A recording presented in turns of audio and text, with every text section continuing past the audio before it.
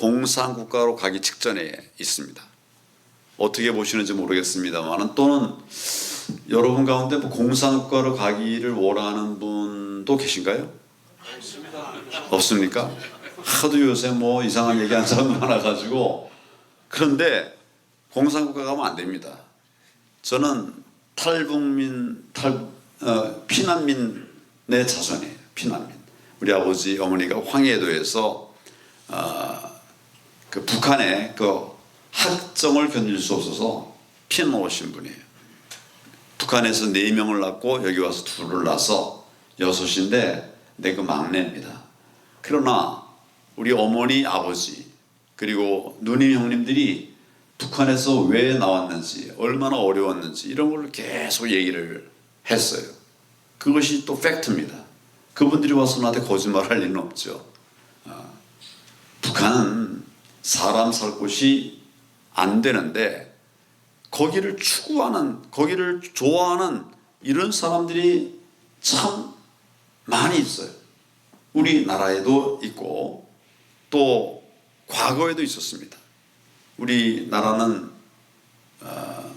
민주주의라는 것을 모르는 상황에서 이승만 대통령이 민주주의 공화국을 만든 겁니다.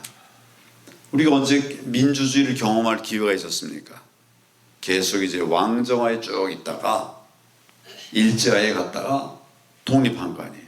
그러니까 민주주의를 모르고 일제하에 있으면서 많은 좌파들의 활동이 많았습니다.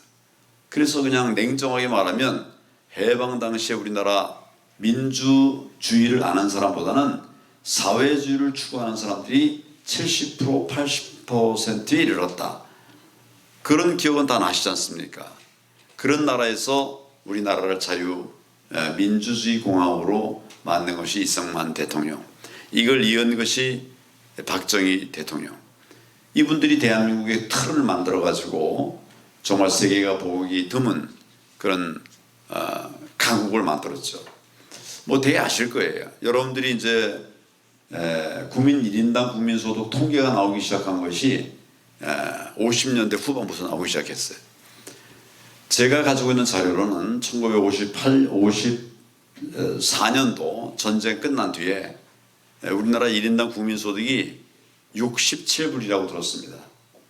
1인당 우리가 67불 가지고 산 거예요. 요즘으로 한 사람은 얼마나 될까요? 100만 원은 안 되죠. 어떻게 67불이 어떻게 100만 원입니까? 8만 원 정도, 8, 9만 원 정도. 그걸 가지고 1년을 산 겁니다, 우리가. 그랬던 나라예요. 그런데 지금은 3만 6천 불을 이렇게 기록하고 있어요. 정말 놀라운 성장이 있었고 정말 한강의 기적을 이루지 않았습니까?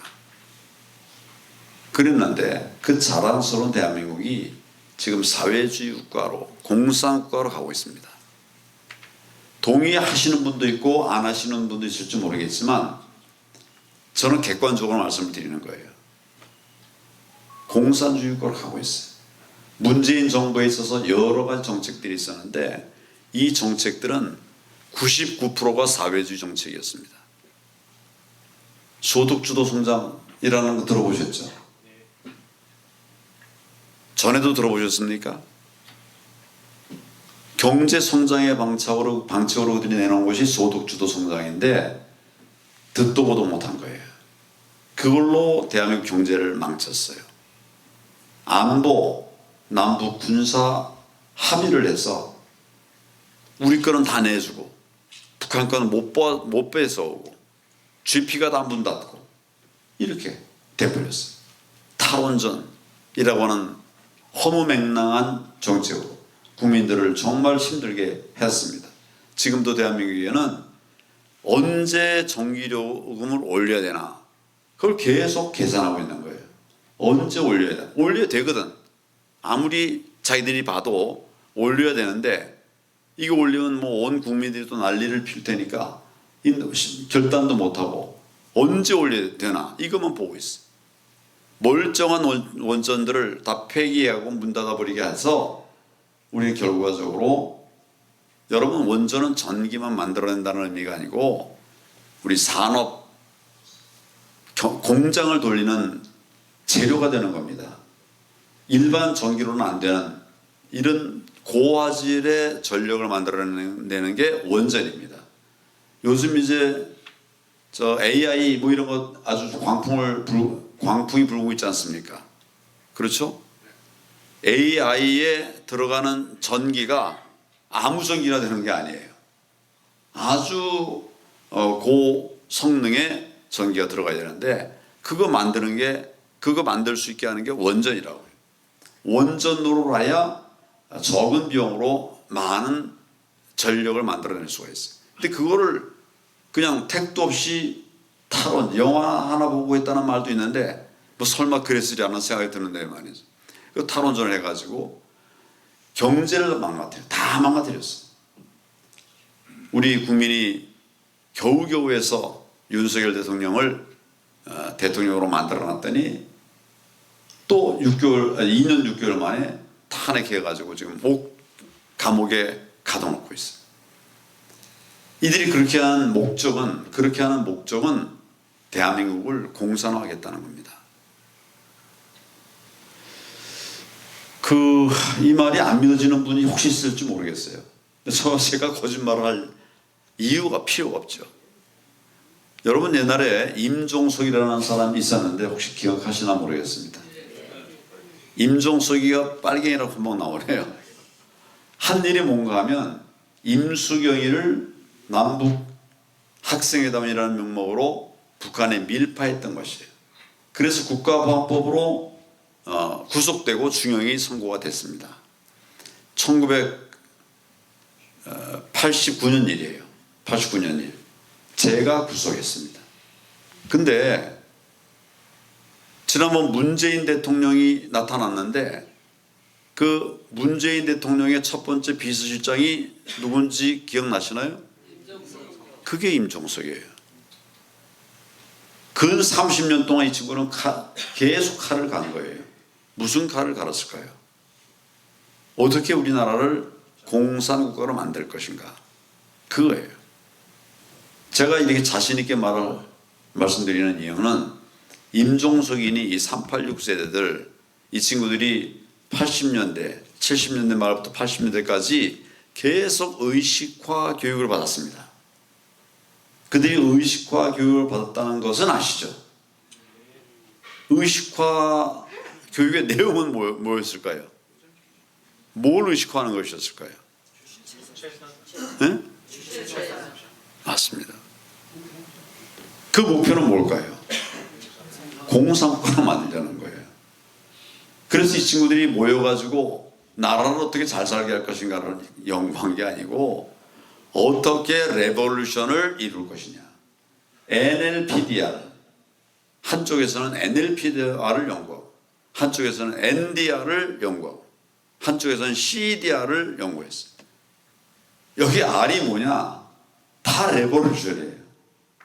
인민민주주의 공화국, 민주주의라는 이름을 붙인 가짜 공화국을 만들어 나가고, 자기들은 그런 것들을 여기서 스타디해가지고 전략화하고 투쟁 방법을 만들어내고 뭐 이렇게 이제 해왔던 겁니다.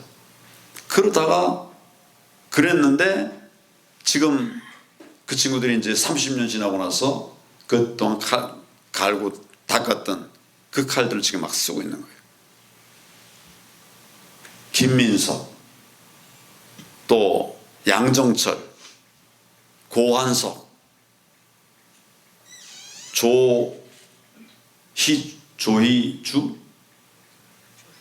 조혜주, 이런 사람들 이름의 공통점은 뭘까요? 이 사람들 말의 공통점은 뭘까요? 깨어있는 사람들도 모르는 사이에 이자들이 부정선거를 설계해가지고 만들어 놓고 실행한 친구들입니다.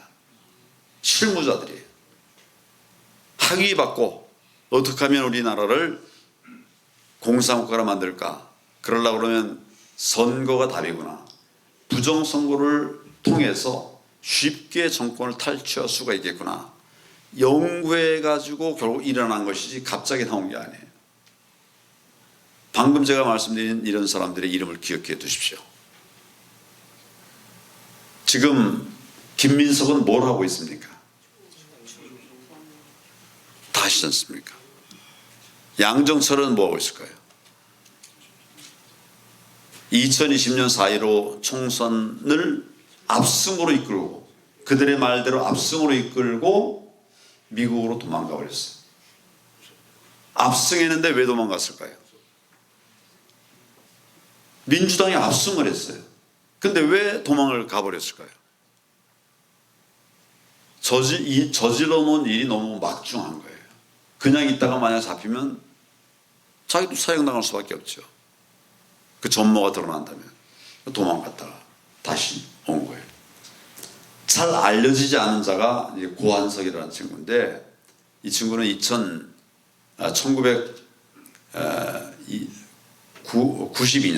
1992년도에 조선노동당 중부지역당 사건이라는 사건이 있었습니다. 다 기억 못 하시죠? 조선노동당 중부지역당 사건. 간첩이 62명이 구속됐습니다. 도망간 친구가 170명이에요. 사상 최대의 간첩범 사건입니다. 그 대장은 이름이 뭐더라고요? 이선실이라는 사람 이름은 들어보셨습니까? 보셨어요? 북한 서열 13위인 여자예요. 이 친구가 여기 내려와서 간첩들을 배치하고 도망간 뒤에 적발이 됐어요. 그 사건이 조선노동당 중부지역당 사건입니다. 고한석은 그 간첩의 한 명이었어요. 그때는 젊었습니다. 그러나 간첩이었어요. 그자도 구속됐습니다. 저자들은 우리나라를 공산주의 국가로 만들기 위해서 오래 연구하고 칼을 갈고 닦았습니다. 우리는 그걸 민주화 운동이라는 이름으로 미화해주고 방관하고 있었어요. 그 사이 그들은 나라를 무너뜨리고 있습니다. 지금 대한민국, 여러분들이 이제 떠나신 분이 대부분이지만 대한민국 상황이 어떤 것 같습니까? 우리가 꿈꾸던 그 정말 잘 살아보세 노래하던, 그래서 잘 살게 된 그런 나라로 생각이 되시나요? 아니면 많이 흔들리고 위험하다 이런 생각을 하시나요? 너무 답을 다 드렸네. 지금 대한민국 굉장히 위험합니다. 경제는 지탱이 되고 있어요. 경제는 지탱이 되고 있어요. 더 올라갈 수 있었던 것이 더 올라가진 않지만 그러나 지탱은 되고 있습니다. 그런데 나머지 부분들은 정말 체제 전쟁 중에 있습니다. 우리가 결국은 자유민주주의 지키느냐,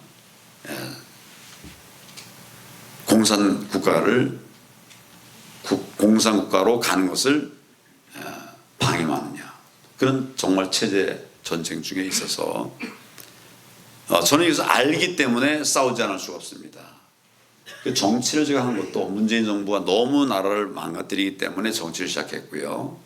그리고 이제 이재명 정부가 드러나서 우리 국민들이 뽑은 윤석열 대통령을 탄핵했는데 그걸 막지 않는 것은 고사고 자기들이 같이 가공한 놈도 있어요. 그래서 대통령이 탄핵되게 만들어서 영어의 몸이 되게 만들었습니다. 이게 처음도 아니에요. 박근혜 대통령도 그렇게 했어요. 우파 정당이, 근데 자유한국당, 국민의힘이 버텼으면 탄핵 안 됩니다. 버텼으면 탄핵 안 되게 돼 있어요. 숫자가 그래요. 근데 이탈자들이 생겼단 말이에요. 배신자들이 생겼단 말이에요. 그래서 대통령들이 탄핵이 됐는데, 탄핵이 된 것은 그 개인의 불행이 아니라 우리 대한민국의 불행이 되고 있는 겁니다. 정권 잡으니까 지금 요즘 이재명 정권이 하고 있는 거 여러분들이 보실 겁니다. 지금 뭘 하고 있습니까? 우선 법치를 다 무너뜨렸어요. 검찰청을 무력화시켜버렸습니다. 검찰청에 대해서는 이 찬반 양론이 있을 거예요. 그런데 프랑스 혁명 시절에 경찰이 부패하고 법원이 제대로 재판하지 않아서 그 피해가 오롯이 국민들에게 돌아가니까 그때 혁명의 열매로 만들어낸 것이 검찰이라는 제도입니다. 검찰은 법원을 견제하고 경찰을 견제하는 그 중간 감시자 역할을 하도록 만들어진 것이에요. 그런데 그 검찰을 없애버리겠다. 없애버리면 어떤 나라가 될까요? 무법천지가 됩니다. 경찰이 대한민국의 치안 안보 질서를 잘 지킬 수 있을까요? 안 돼요. 법원을 할 수 있을까요? 안 돼요. 역사적 성찰에 의해서 만들어진 게 검찰인데 검찰을 없애버렸어요. 실제로 없애버렸습니다. 이제 그 마무리가 되는 게 막 1년도 안 남았습니다. 그렇게 놓고 수사를 전부 다 경찰에게 맡겨요. 그 경찰을 행안부에 맡겨놨어요. 감독을 맡게 해놨어요. 그나마 감독이 제대로 되겠습니까? 앞으로는 국민이 기대하던 그런 공정한 수사는 이루어지지 않게 되어 있습니다. 정권이 요구하는 수사를 하게 되어 있습니다. 정권이 하자고 하는 대로 수사하게 그렇게 되어버렸습니다. 이 법치가 무너진다는 것은 정말 심각한 문제입니다. 우리가 헌법에 같이 그러면 시장경제, 자유민주주의 이렇게 얘기하는데 그거 못지않게 중요한 하나가 법치입니다. 법이 무너지면 자유민주주의가 버텨줄 수 없어요. 지금 그런 꼴입니다. 법이 무너지면 시장경제가 돌아갈 수 없어요. 지금이 그런 상황입니다. 이런 상황인데 이들과 싸워야 될, 좌파와 싸워서 자유대한민국을 지켜내야 할 책임이 국민의힘 당에 있는데 국힘이 자기 역할을 전혀 못하고 있습니다. 이런 것들이 좌파로부터 시작된 대한민국 위기를 우파 정당이 거기에 올라타가지고 같이 좀 망가뜨려 가고 있는 그런 상황입니다. 이런 부분들을 아는 저는 이 부분이 너무 눈앞에 환히 보이니까 가만히 있을 수가 없어서 창당을 하게 된 겁니다. 당을 새로 만들었어요. 어떤 분들은 그렇게 얘기를 해요. 그럼 결국 우파가 분열하는 것이 아니냐. 우파 분열합니다. 그런데 분열 안 하고 그냥 망하는 길을 갈 것이냐. 분열 안 하고 망해가는 국민의힘 당을 쫓아갈 것이냐. 아니면 새로운 도전을 해서 세기를 열어서 세기를 틀어서 그래서 국민들의 뜻이 모이게 하고 그리고 거기에 지금의 국민의힘도 함께하고 우파 세력들이 다 힘을 모아서 제대로 된 자유대한민국을 만들어 갈 것이냐. 그 돌파구를 제가 만들기 위해서 창당을 하게 된 것입니다.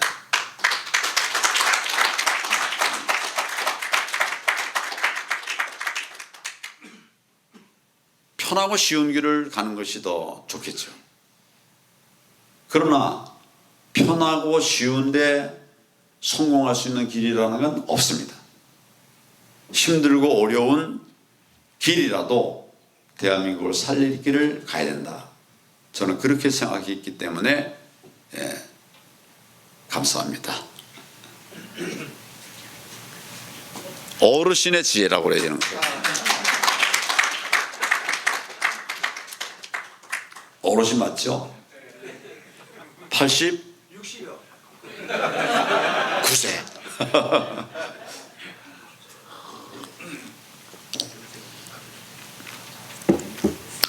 저는 뭐 다 짐작하시겠지만 그냥 편하게 살 수 있는 사람입니다. 뭐 검사도 했고 검사장도 오래 했고 고검장도 해서 될 만큼 내가 사표 냈는데 변호사 해가지고 돈 조금 벌었어요. 조금입니다.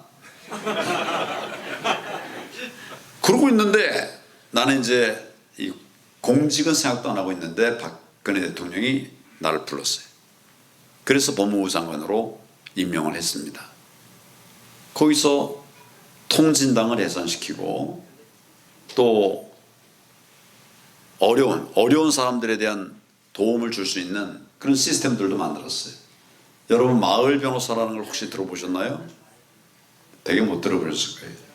우리 국민들이 제일 불편하고 어려워하는 게 법률 문제가 생겼을 때 상담할 사람도 없다 이런 거였거든요. 그래서 누구든지 어려운 누구든지 변호사의 조력이 필요할 때 그 도움을 받을 수 있게 만드는 그게 마을 변호사였어요. 돈 한 푼도 안 줘도 변호사들 중에 자원봉사자들이 있었어요. 그 재능기부 자원봉사자들을 전국에 다 배치했어요. 전국에 1412개의 읍면이 있습니다. 마을이 있습니다. 거기에 변호사 다 배치했어요. 그래서 어려움들을 해결하고 통진당 해산하고 이런 일들을 했더니 저를 국무총리로 세워서 국무총리로서 일을 할 거 다 했습니다. 내가 무슨 자리 욕심이 나서 그런 일들을 지금 이런 일들을 하고 있다라고 생각하는 분이 있으면 오늘 저에게 좀 알려주시기 바랍니다. 당신 자리 욕심 때문에 그러는 거지 그런 말씀을 누가 한다면 저는 즉시 모든 걸 다 내려놓을 것입니다. 저는 자리 때문이 아니에요. 다 해본 사람이에요. 그런데 나라가 무너져가는 걸 보면서 가만히 수수방관하는 것은 정말 무책임한 일이고 개인적으로는 무책임하고 나라의 입장에서 볼 때는 나라가 무너져가는 것을 그냥 방관하는 못된 짓이 되는 것입니다. 그래서 제가 이제 창당을 하고 새로운 길을 이제 만들어 가려고 합니다. 제가 만든 신당에는 정말 신인들에게 기회가 주어집니다.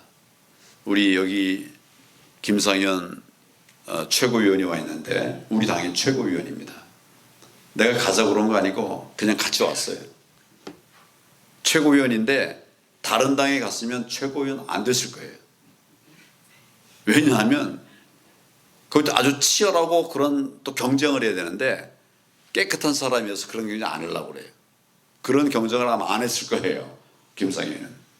근데 여기는 깨끗한 정당을 만들어 보겠다고 하니까 왔어요. 와가지고 최고위원이 됐습니다. 기회의 땅입니다. 여러분 주은숙이라는 이름을 들어보셨습니까? 못 들어봤죠? 들어봤어요? 유튜브로 맨날 봐요. 맨날 우리 당의 최고위원으로 선출직 최고위원입니다. 여성인데 아주 강력한 투쟁력을 갖고 있어서 여기서 우리 투쟁위원장 역할을 하면서 지금 우리 당의 이제 장외 집회 이걸 끌어가고 있습니다. 그리고 우리 당에는 청년들이 굉장히 많이 있어요. 청년들이 젊은 사람들이 그냥 뭐 40대 청년이 아니고 20대 청년, 30대 청년들이 많이 있습니다. 지금 내 창당하면서 창당이 되려면 5개 광역 시도당이 만들어져야 됩니다. 5개. 무슨 말인지 아시겠죠? 경기도, 뭐 어디 서울 이런데 5군데 이상 당이 만들어져야 돼요. 전국에 17개 광역이 있는데 우리 당에서 이걸 시작했는데 5개가 아니라 8개까지 만들어졌어요. 이미 만들어졌습니다. 창당이 다 됐고 그 8개의 광역 시도당 중에 2군데가 20대, 30대 초반에 위원장이 그 책임을 맡고 있어요. 20대, 30대가. 그리고 아까 그 당협이 안 된 다른 지역에도 청년들이 지금 하나, 둘, 셋, 3명, 4명이 배치가 되어 있습니다. 책임자로. 우리 당은 그런 당이에요. 그 젊은 사람들이 하다 보면 경험이 없어서 실수하지 않겠냐. 그런데 지금 우리 당은 연세 드신 분들이 젊은 당협위원장들이나 책임자를 비난하거나 조롱하거나 뭐 이런 일이 없어요. 지금은 우리 당은 그런 일이 없습니다. 다 오히려 격려하고 응원하고 젊은 사람이 하니까 너무 잘한다. 그러면서 백업을 하고 있어요. 60 넘은 분이 위원장 밑에 부위원장으로 들어가서 열심히 하고 있어요. 경기도 같은 경우. 이런 새로운 정치를 만들어 가 보려고 하고 있습니다. 우리가 하는 그 일의 목적 중에 하나는 부정선거와의 싸움에서 승리하자는 거예요. 여러분 지금 그냥 아주 솔직하게 말씀해 보십시오. 나는 부정선거가 있었다라고 하는 사실을 믿는다 하는 분만 손 들어봐 주십시오. 한 10분 계시네요. 손 내리시고요. 그런 일은 없다 하는 분 한번 손 들어봐 주십시오. 이게 솔직하게. 여러분, 저는 평생을 공안부에 있으면서 간첩 잡고 부정선거 잡은 사람입니다. 평생. 그런데 제가 2021년 6월 28일인가요? 그때 첫 번째 재검표 현장을 봤어요. 민경우 의원이 문제 제기를 해가지고 선거무효성을 제기해서 이게 이제 첫 번째 개표, 재개표가 있었어요. 재검표라고 그러죠. 재검표.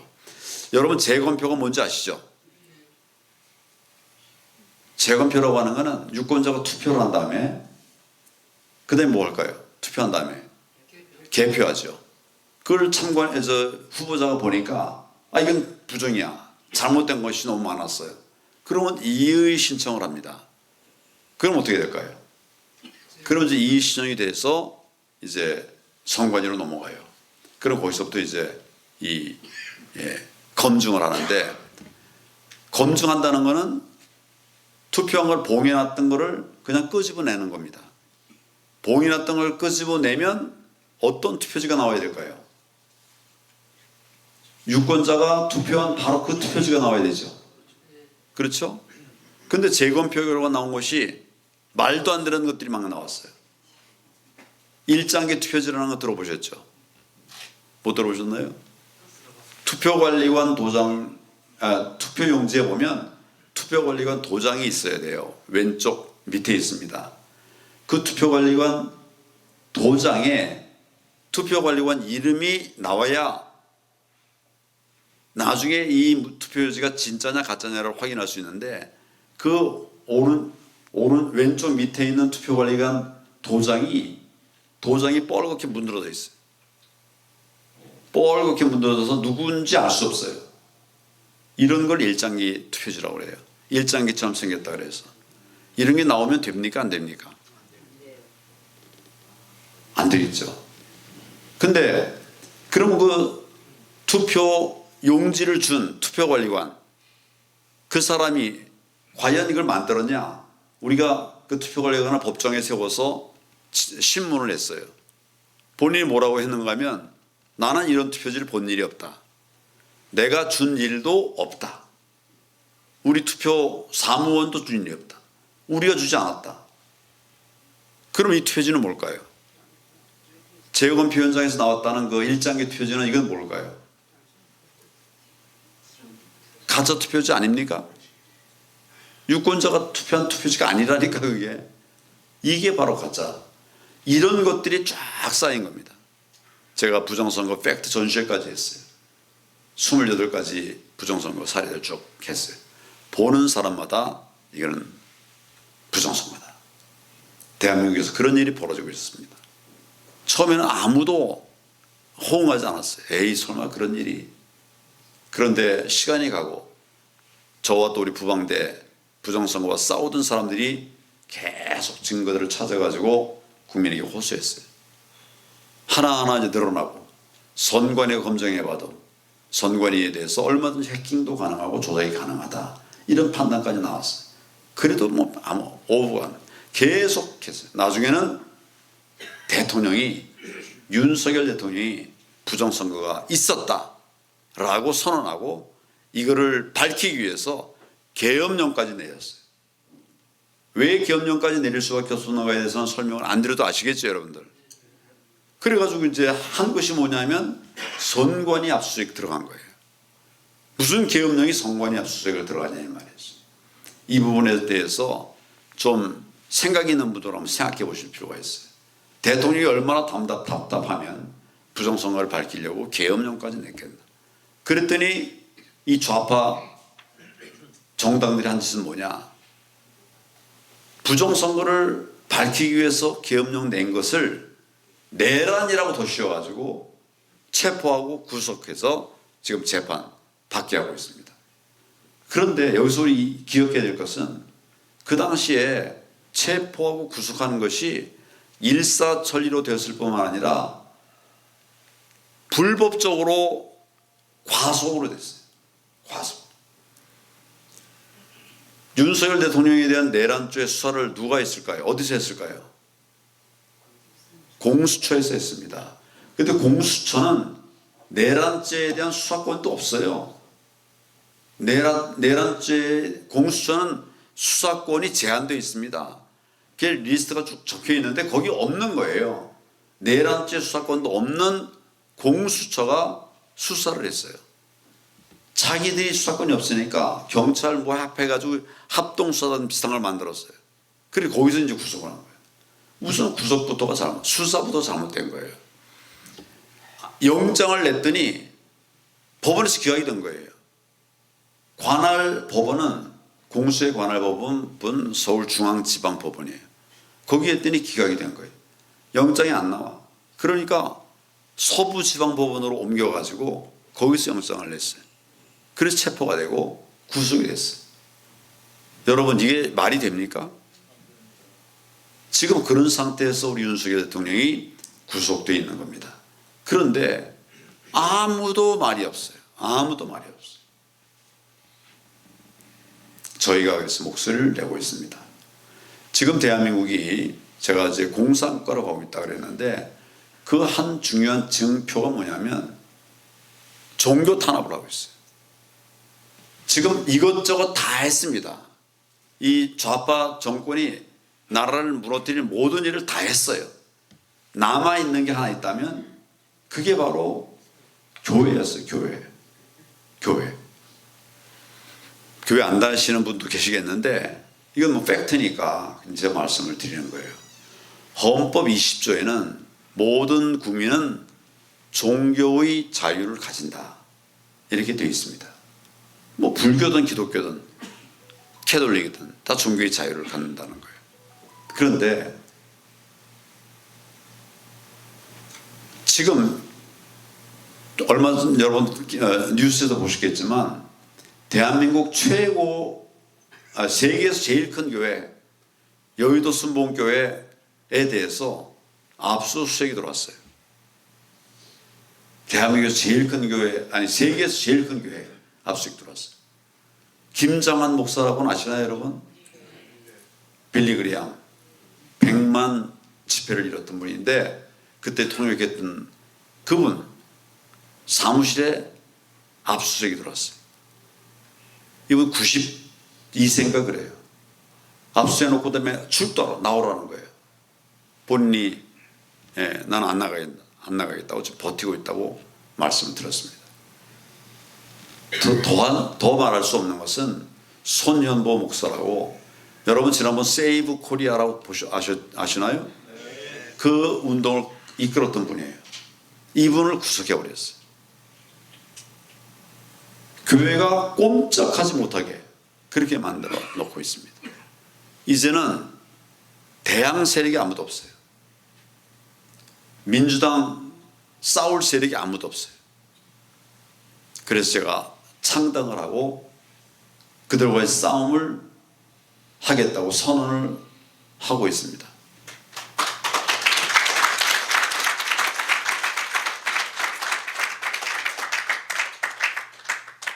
그러니까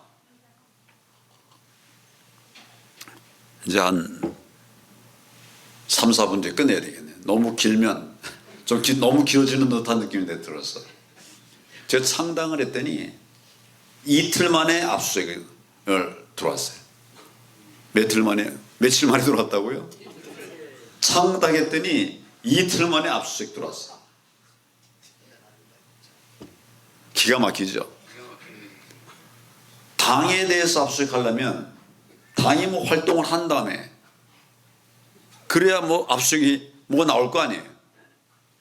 그 나는 지금 부정선거 방지대 부방대 대표직을 사퇴하고 창당을 했어요.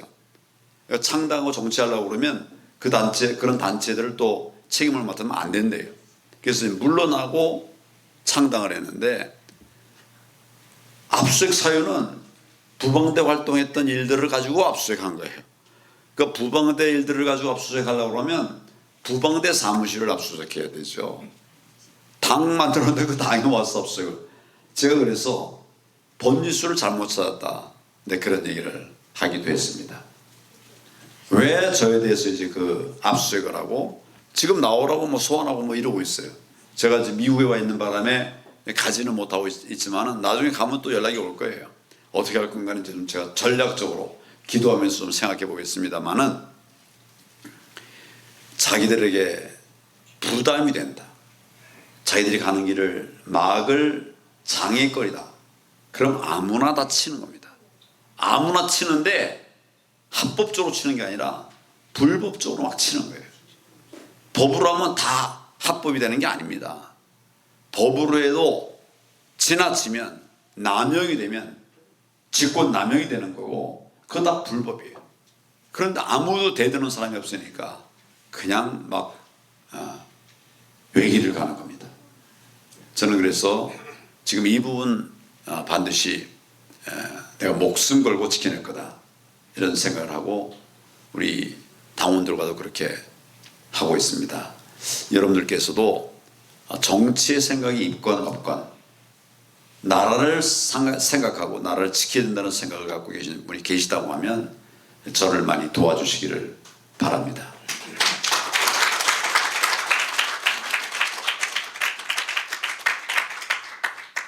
혹시 궁금한 게 있으시면 한번 질문을 좀 해보시죠. 혹시 제가 말씀한 것에 대해서 궁금한 것이 있거나 지적할 것이 있으면 말씀하십시오. 네. 이주의 동지연맹 단장 김현입니다. 2017년도서부터 아스팔트에서 태극기 집회 210차례를 했습니다. 이번에 오시에서 작년 12월 28일부터 6월 7일까지 24번을 하고 무릎 수술 때문에 잠시 쉬었는데 이제 무릎이 좋아져서 10월 10일부터 다시 합니다. 근데 대표님 말씀 중에 제일 제 가슴을 때린 말이 목숨 걸고 하신다는 말씀이 제 가슴을 때렸습니다. 저희 우리 아스팔트도 정말 목숨 걸고 합니다. 순교의 각오로 해요. 저희가 이제 여기서 좌빨들이랑 많이 부딪혀서 많이 했어요. 그리고 저는 차에다 태극기하고 성경기를 달고 다니는데 테러도 많이 당해요. 다 포기하고 교회에서도 그 짓을 하는 인간들이 있어요. 그래서 테러를 당하고 있는데 대표님 말씀에 정말 수많은 정치인들이 LA를 다녀갔어요. 다녀가서 처음에는 참 나라를 위한다는 그 말로 여기 교민들을 갖다가 모아서 말씀하고 떠난 다음에는 그 다음엔 액션이 없었습니다. 그래서 이번에는 우리 대표님께서 지금 아까 말씀하신 대로 목숨을 거신다니까 저희도 목숨을 걸 겁니다. 여기 우리 동지들이에요. 동지들인데 목숨을 거는 다 동지들이니까 대표님이 좀 우리 굉장히 어려워요. 우리 정말 누구한테 후원도 없이 우리 자생적으로 하고 있는데 좀 후원도 좀 부탁드리고 그리고 같이 좀 한번 자유민주주의 대한민국을 위해서 한번 저는 대한민국이라고 안 그래요. 민주주의 대한민국이라고 안 그래요. 자유주의 민주주의 대한민국이지 지금은 자유를 안 붙이면 안 됩니다. 그러니까는 대표님께서도 많이 좀 호응해 주시고 같이 목숨 걸고 한번 자유민주주의 대한민국을 우리가 되찾을 때까지 한번 가시죠. 예, 감사합니다. 정치인은 후원을 받을 수는 있는데 후원하면 불법이 돼버려요. 이거 어떡하나? 그러나 전적으로 마음으로 응원하겠습니다.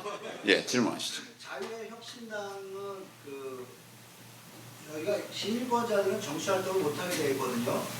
근데 영주권자들은 여기서 가입을 할 수가 있는 건가요? 그러니까 정치 활동을 하지 못하는 거하고 출마를 하지 못하는 거하고 정치 활동을 하는 거하고는 달라요. 정치 활동 자체를 못하게 할 수는 없죠. 국민에게 그 권한이 있어요. 근데 이제 후보로 나가거나 또 정치 자금을 내거나 이런 것들은 아마 법에 걸리도록 돼 있죠. 그러니까 정치 자금 내지 마세요. 당원은 안 돼요. 그러나 뜻을 같이 하는 동지가 될 수 있죠. 그러니까 재외 동포위원회 이런 것들이 만들어지기도 하고 또 다른 이름으로 뭐 국민 그 통합위원회 이런 걸 만들 수도 있죠. 그러나 외국에 있는 해외에 계시는 우리 동포들이 같이 할 수 있습니다. 그러니까 우리 당에 가입하셔도 얼마든지 일할 수 있다. 혹시 뭐 다른 요거에서 잠깐 연구를 시민권 있으신 분은 안 돼요. 시민권 있는 분은 안 되고 영주권자들은 됩니다. 영주권자들은 그냥 다 일반 정치 다 할 수 있죠. 또 다른 질문이 계시면